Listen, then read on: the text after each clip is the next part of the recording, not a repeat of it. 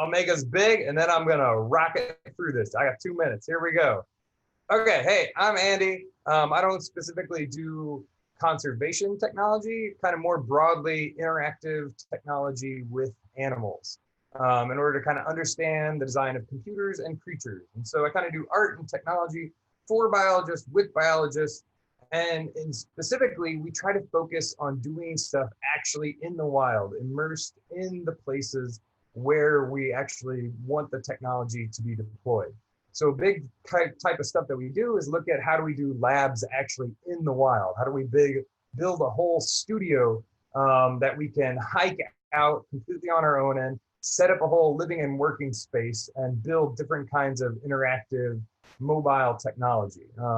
Me and one of my collaborators, Hannah Perner Wilson, designed these kind of specialized backpacks that can organize, store, light up your things, provide soldering stations, that kind of stuff.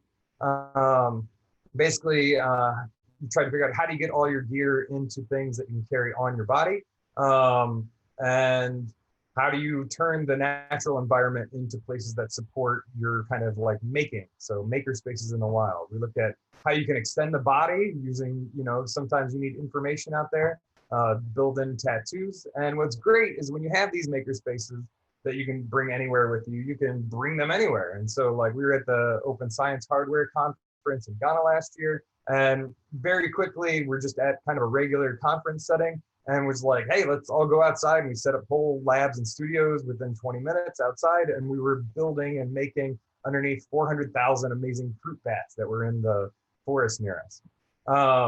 Sometimes we get a little bigger. We make mobile studios. So in the Philippines, we made a big floating boat lab and all kinds of cool stuff. Sometimes we co-opt existing boat labs or ships and do art and design projects on there. And most recently, we've been doing this where we set up our own field station in different places. So this is the Digital Naturalism Conference.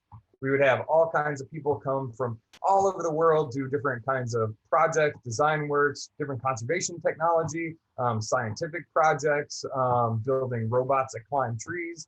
You can see all these projects at dynacon.org.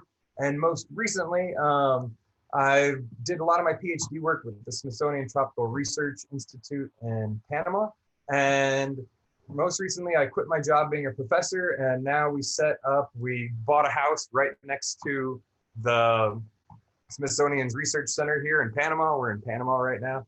And we basically just turned it into a big prototyping workspace with outdoor experimental areas for doing art, design, and biology projects with field biologists out in one of the world's awesomest and renowned field station kind of locales.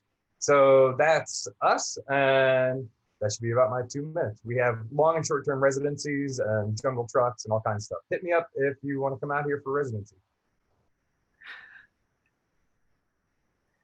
That was wonderful. I feel like we've been hit by a train. That was. I didn't realize you guys would. That's the full extent of what you guys were doing. Alistair and Rachel agree that it's fantastic. So what sort of, we've got a little bit of wiggle room in time. What sort of projects are you interested in doing? Like, I know you're at the cross section of art and biology and all of these things. Are you looking at, like, what's the big challenge that you're looking at or interested in tackling? Or is it just driven by curiosity? We're all over the place, but it's pretty fluid between any kind of art or science. But like for me personally, one of my big challenges right now is developing modular ant sensors that are cheap and that we can sense basically ant traffic on completely arbitrary jungle geometry. So like if I could have a tree that for $100 I could cover with sensors and be able to tell rough ant traffic all throughout the tree, that would be ideal. Big challenges though, ants really small, very hard to sense with a lot of more traditional sensors.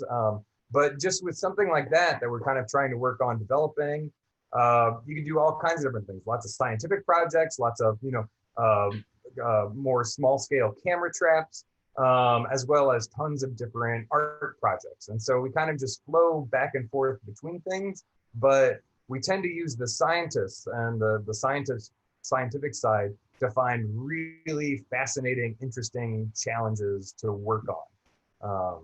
Yeah. This is wonderful. Thank you so much. I think there's a lot to, Rob, I'm not going to let you ask the question about the tree climbing robots because we will get off topic, but I will invite you to pick it up in the discussion afterwards or in the chat. Thanks so much, Andrew.